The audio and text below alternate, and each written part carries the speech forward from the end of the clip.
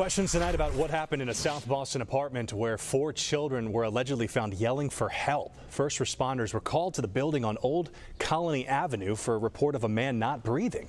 Tonight, what they discovered has a city councilor demanding answers. Boston 20. So back in June, I ran across this article in the Daily Mail.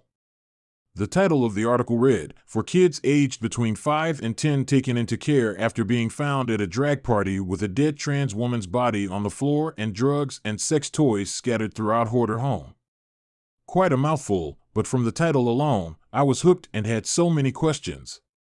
How come mainstream media hadn't picked this story up, but nonetheless I had to keep reading.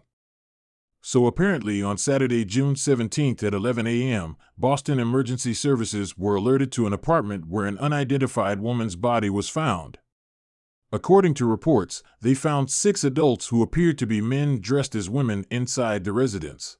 The city councilor says what was found in an apartment in that building has been described to her as a house of horrors with children inside. She is calling for the Boston Housing Authority to answer questions about how this happened in publicly funded housing.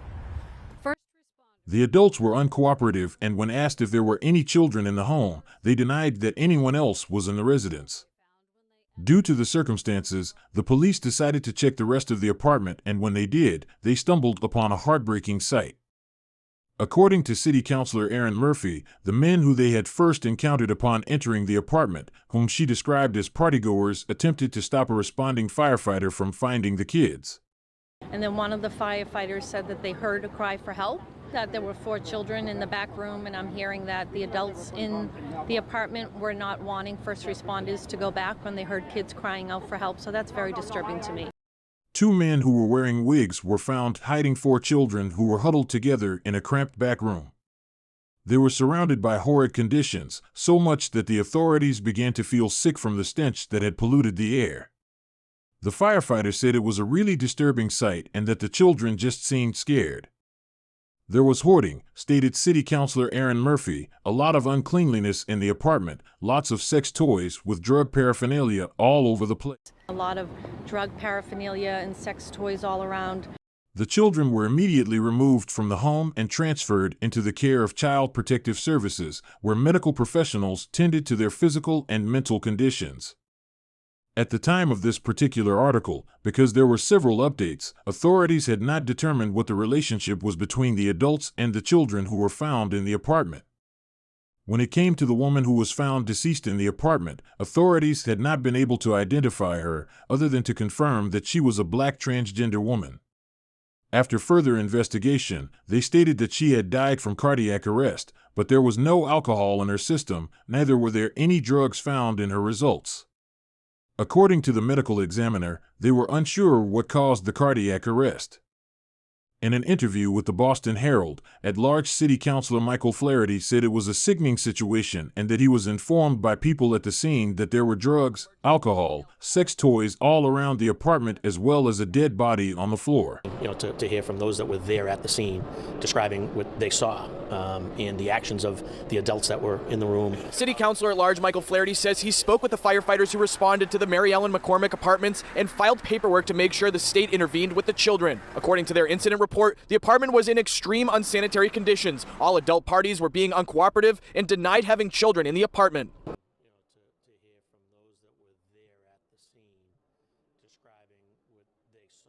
Now, according to Flaherty, he was informed by police that the black transgender woman had died of an overdose and that one of the men, who had been hiding the 4 children, had confessed to being the father of the children.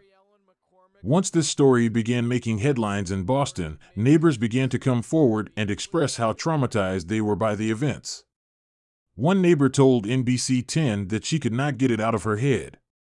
She stated how she hadn't felt safe there for years because tenants of the apartment building would prop the front door of the building open and all kinds of people would come in and just hang out at all times of night.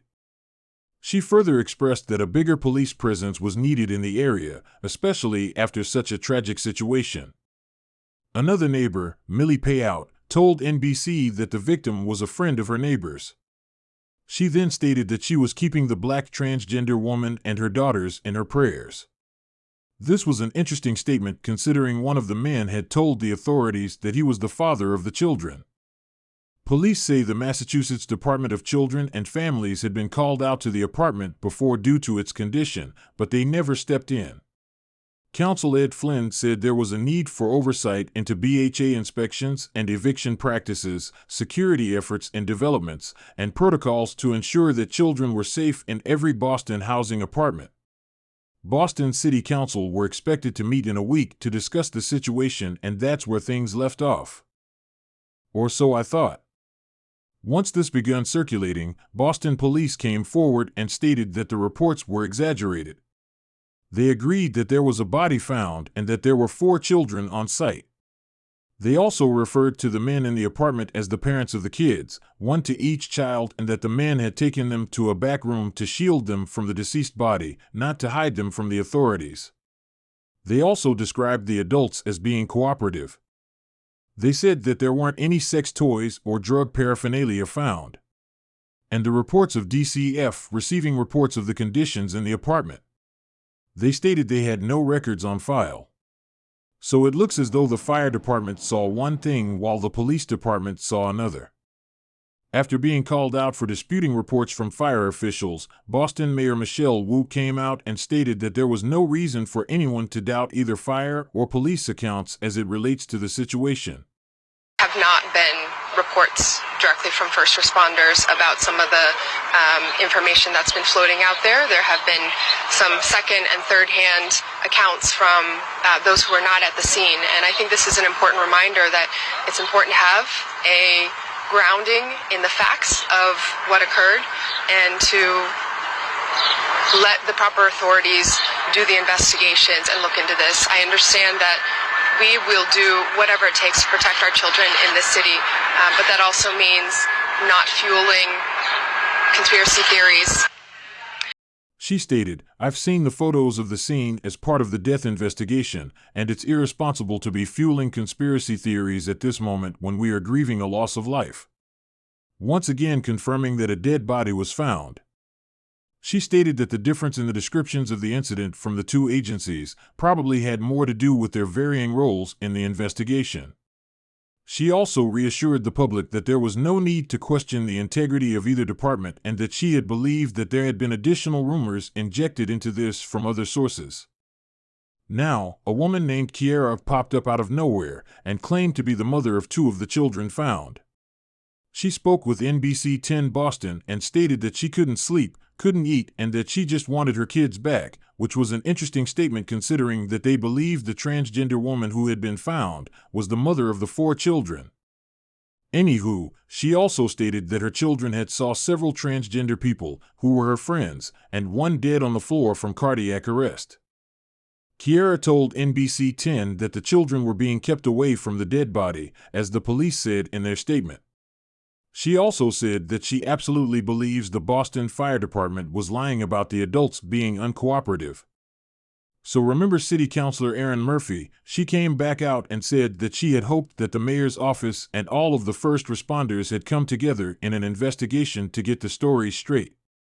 Murphy continued to say that the children would not have been put into DCF custody if they were not believed to have been in an unsafe situation. They had to have had evidence, she said. A judge is not going to remove children unless there's definite evidence of imminent concern for the safety of those children. NBC 10 Boston had reached out to DCF to see if the children were still in state custody, but they were told that due to state and federal privacy there was no further information. So who do you believe, the police, the fire department, or do you believe the truth lies somewhere in the middle?